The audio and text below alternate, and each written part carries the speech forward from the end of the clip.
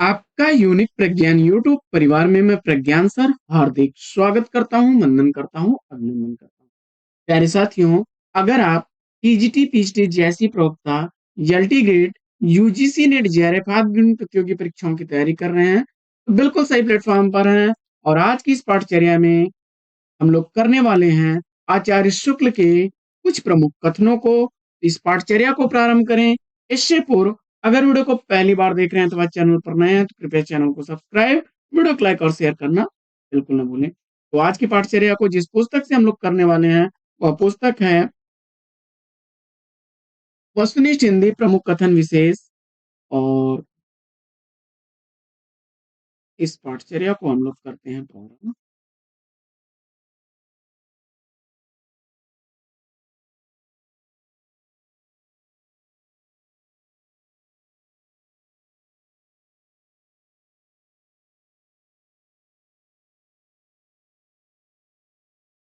देखिए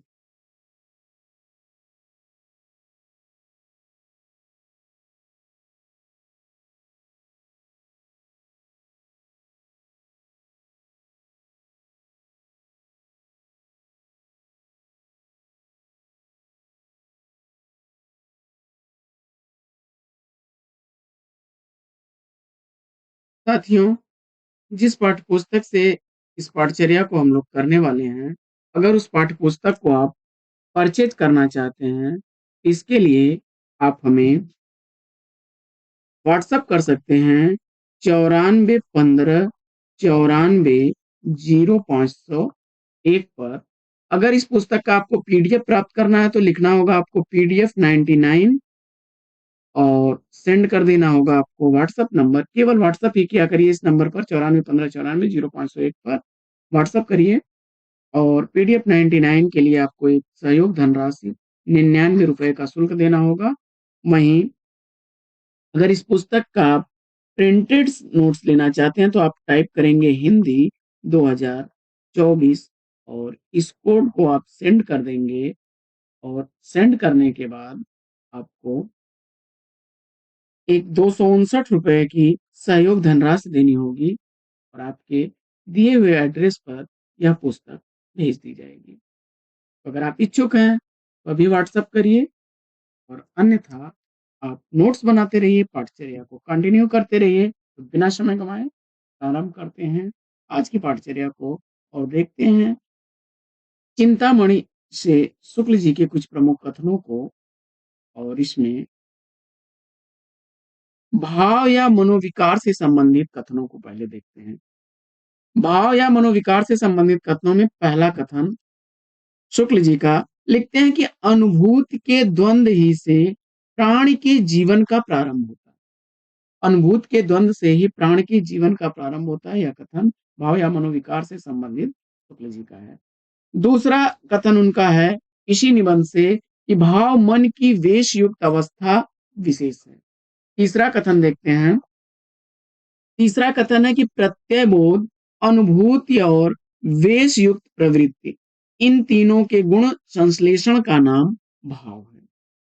चौथा कथन देखते हैं कि समस्त मानव जीवन के प्रवर्तक भाव या मनोविकार होते हैं। आगे बढ़ते हैं साथियों और देखते हैं अगला कथन। अगला कथन है कि भाव क्षेत्र अत्यधिक पवित्र क्षेत्र है, उसे गंदा करना लोक के प्रति भारी अपराध समझना है।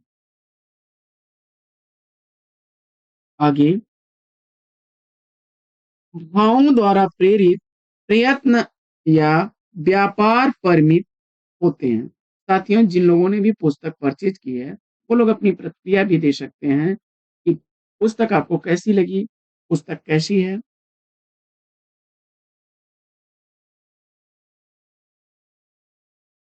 आगे भक्ति से संबंधित कुछ कथनों को देख लेते हैं। भक्ति से संबंधित कथनों में पहला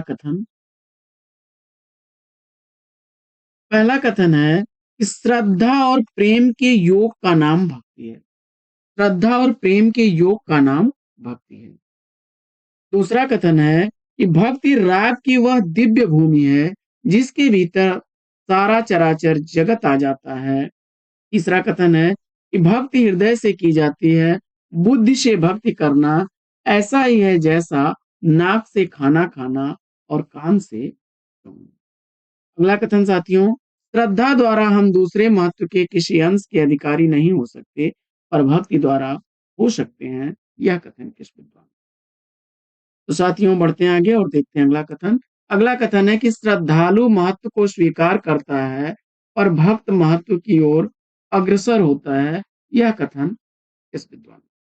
तो यह कथन आचार्य शुक्ल जी का कथन है और भक्ति से संबंधित भक्ति निबंध से अवतरित कथन है। आगे साथियों, भक्त दाक्षिण्य चाहता है। अगला कथन, भक्त के लिए दैन अर्थात दूसरे के महत्व के साथ अपने लघुत्व की भावना पहली बात। अगला कथन देख लेते हैं। अगला कथन है साथियों कि जो उच्च पथ पहले कष्टकर और श्रम साध्य है, भक्ति से संबंधित ये भी कथन है, जान पड़ता है वही भक्त के बल से मनोहर लगने लगता है। अगला कथन साथियों उत्साह से देख लेते हैं हम लोग।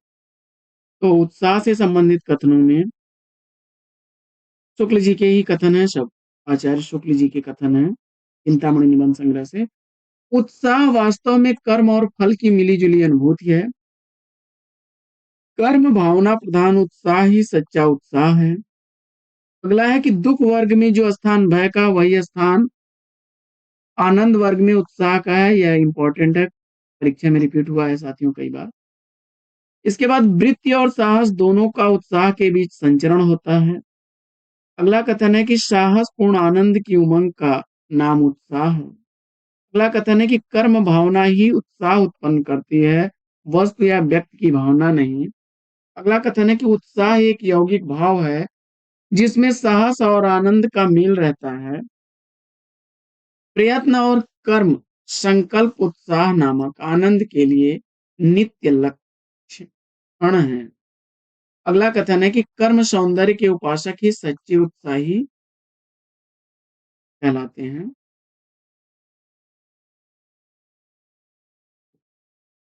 साथियों बढ़ते हैं आगे और देख लेते हैं अगला। आगे हम लोग पढ़ लेते हैं क्रोध से संबंधित कथनों को। तो चिड़चिड़ाहट एक प्रकार की मानसिक दुर्बलता है। किसी बात का बुरा लगना उसकी असत्यता का क्षोभ युक्त और आवेगपूर्ण अनुभव होना अमर्ष कहलाता है। क्रोध से संबंधित अगला कथन उनका देखते हैं कि क्रोध काम क्रोध करता है पर दया नाम दया का ही होता है। क्रोध दुख के चेतन कारण के साक्षात्कार या अनुमान से पैदा होता है। अगला कथन है कि क्रोध शांति भंग करने वाला मनोविकार है और यह रिपीट हुआ प्रश्न है, इंपॉर्टेंट है कि बैर अपनी किसी वास्तविक हानि के प्रतिकार में होता है और क्रोध और बैर का भेद केवल कलाकृत है। यह भी परीक्षा में रिपीट हुआ है। आगे सामाजिक जीवन में क्रोध की बहुत बड़ी आवश्यकता पड़ती है और ये तो मोस्ट इम्पॉर्टेंट है, कई बार परीक्षा में रिपीट हुआ है कि बैर क्रोध का आचार या मुरब्बा है। क्रोध का एक हल्का रूप चिड़चिड़ाहट है। दंड कोप का ही एक विधान है। ये सारे कथन जो है उनके क्रोध निबंध से हैं। अगला कि क्रोध सब मनोविकारों में फुर्तीला है और अगला कथन देख लेते हैं कि क्षमा जहां त्रिहत हो जाती है वहीं से क्रोध का प्रारंभ हो जाता है। तो साथियों आज की इस पाठचर्या में लेंगे विराम। वीडियो से संबंधित पीडीएफ प्राप्त करने के लिए अगर इस पुस्तक का पीडीएफ प्राप्त करना है तो पीडीएफ 99 लिख करके मोबाइल नंबर 9415940501 पर व्हाट्सएप करिए और इसके लिए आपको 99 रुपए की सहयोग धनराशि देनी होगी। वहीं इसका प्रिंटेड नोट्स लेने के लिए आप हिंदी 2024 लिख करके भेजिए और इसके लिए आपको 259 रुपए की सहयोग धनराशि देनी होगी। साथियों आज की इस पाठचर्या में लेंगे यहीं पर विराम। आप वीडियो के डिस्क्रिप्शन से भी लिंक का प्रयोग करके पुस्तक को परचेज कर सकते हैं। फिर मिलते हैं अगले वीडियो में एक नए प्रकरण, नए टॉपिक, एक नए अंदाज में। तब तक के लिए लेंगे आपसे विदा। आपका जीवन मंगलमय हो। बेस्ट विशेष, बेस्ट ऑफ लक। जय हिंद।